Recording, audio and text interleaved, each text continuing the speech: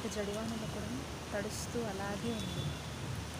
ఇక్కడ చూడండి, ఎన్ని పక్షులు ఉన్నాయి ఈ రేకుల కింద, కానీ ఇది మాత్రం ఒంటరిగా తడుస్తూ అలానే ఉంది.